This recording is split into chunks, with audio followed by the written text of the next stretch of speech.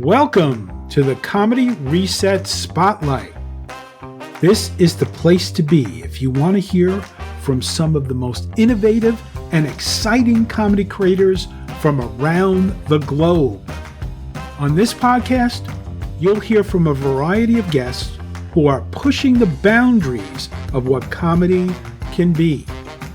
If you're looking for fresh perspectives and new ideas, this is the podcast for you. Episode 5. Long Island, New York comedian Richie, the head, Parisi.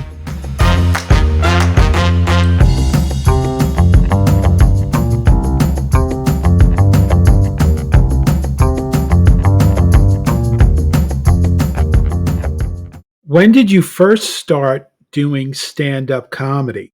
I've been doing stand-up comedy since December of 2019. What made you want to become a stand-up comedian? I always loved making people laugh. And what better way to make people laugh as through stand-up comedy? Who were some of your influences? The great ones from the day: George Carlin, Richard Pryor, Red Fox, Don Rickles. What was your first time on stage like? It was awesome. The rush I got when the jokes hit and people actually laughed at something I wrote, magical. What's your favorite joke? My favorite joke is, I'm bisexual. Meaning, if I want sex, I gotta buy it. What's the worst heckler experience you've ever had? Actually, I haven't been heckled yet. I guess that's a good thing. What's the best gig you've ever had? The best gig I ever had was at the Greenwich Comedy Club in New York City. What's the worst gig you've ever had? The worst gigs I ever had were mainly open mics where there was no one there except the comedians. How do you deal with stage fright? Me actually liking to be the center of attention. I don't really get stage fright. I just act like I'm telling jokes to my friends and family or in any situation in public. What was the most unexpected response you've ever gotten to one of your jokes? The most unexpected response? Well, that's kind of tough. Usually, I'll get a groan or a few of them, or sometimes a joke that hits 9 out of 10 times, and at 10th time, I get silence. That, I guess, would be an unexpected response when I know it hit most of the time. How do you prepare for a show? I usually write my jokes down on an index card and memorize them. I also time the jokes, including laughter, just to make sure I'm in the time frame. And then as I'm driving to this gig, I'll just keep repeating the whole set without looking at any cards, and so I know I can get it down pat. And when I'm on stage. What's the best advice you've ever been given about stand-up comedy? The best advice I gotten? Just have fun. Do your thing. If they laugh, they laugh. They don't laugh, they don't laugh. Just have fun and enjoy the magical ride you're on. What's the worst advice you've ever been given about stand-up comedy? The worst advice? When people tell me I'm not funny. Stick to your job at the post office. But I ignore negative advice or negative responses. What would you say is the biggest misconception about stand-up comedy? The biggest misconception is people think it's only a full-time job. It's not. You can do it part-time or whenever you can. What do you believe is the key to success in stand-up comedy? The key to the success in comedy is being different.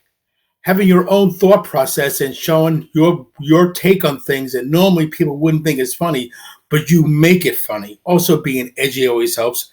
And just being yourself and showing the crowd who you are as a person and as a comedian.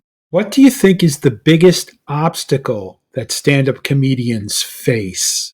The biggest obstacle comedians face, possibly getting paid gigs, maybe if there's traveling involved, long distances, and possibly even writing new things, constantly having to think of new things to keep changing your act and your stand-up. What do you think sets stand-up comedy apart from other forms of comedy?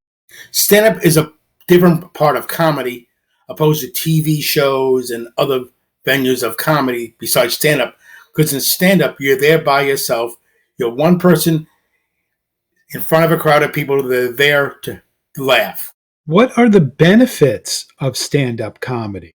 The benefits are making people laugh. When you make people laugh, it's almost like medicine. It warms their hearts, and when they laugh, it makes me feel warm that I'm actually giving people joy in their lives. When sometimes people do need a little laugh in their life, like I said before, laughter is the best medicine, and I'm the doctor. What's your process for writing jokes? My process of writing jokes, it's always observational. I'm looking at things, I see things. I try to find humor in everything in life. At the stores, wherever I'm at, I'm always thinking of things and how I can make something that people wouldn't think is funny. I write it to make it funny. And I also sit down and relax and just watch whatever I can see. Listen to things that can make people laugh. And I try to put it into a joke form. What's the most important thing for a stand-up comedian to remember? The most important thing for a comedian to remember? Just have fun. Enjoy yourself. Just do anything. If it makes you happy, I'm sure it makes the crowd happy. What do you think are the best techniques for dealing with hecklers? Like in the previous question I was asked about heckling, I have not been heckled yet. But if I do get heckled, it depends. Mainly, I try to ignore the person. But if they're persistent, I'll make them the focus of my humor and make them feel small. What do you think are the biggest mistakes that stand-up comedians make? The biggest mistake comedians make? Maybe not knowing their crowd, doing humor they can't relate to. If you're working with a young crowd, they're not going to get older references. And if you work with the older crowd, maybe being a little too vulgar or edgy. What is the best way to learn stand-up comedy? Well, the best way to learn stand-up comedy is, of course, classes. They teach you the techniques, the mechanics of comedy, and of course, just watching other comedians. Watch how they handle the mic, how they handle the crowd, how they talk, their cadence. That's the best way to learn stand-up comedy. What do you think is the best way to improve as a stand-up comedian?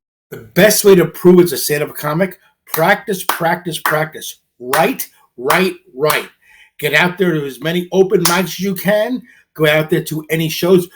Go to shows, watch other comedians, see how they do it, and then try to improve yourself by learning from others. What has stand-up comedy taught you about yourself? What has stand-up comedy taught me about myself? Well, it taught me about more confidence, more self-assurance. I'm using my brain more than ever before, even in school, using writing jokes, listening, having fun. So that's basically what I taught myself, how to be strong, self-confident, and also basically don't give a shit if people don't like me. What motivates you to keep performing stand-up comedy? What motivates you to keep doing stand-up comedy and performing? The thrill, the rush, the laughter I hear, and just having a good time and living my dream. What advice would you give to someone who's thinking about doing stand-up comedy? What advice would I give to people who think about doing stand-up comedy? Just do it. Have fun. Just go out there, do your thing, smile, laugh, and just do your very best to make people laugh. A lot of writing, a lot of work, but in the end, it is well worth it because the thrill, the sound of laughter is a drug. It's a rush. Is there anything you'd like to add that we did not cover? Just be yourself. Try to be different. Do things that'll make you stand out as opposed to other comedians. Thank you. I've been your host, Rob Chaffee. Don't forget to laugh today. It's good for you. Comedy Reset Spotlight is a podcast that brings you today's freshest and funniest comedy creators. If you like what you heard, please subscribe to hear more.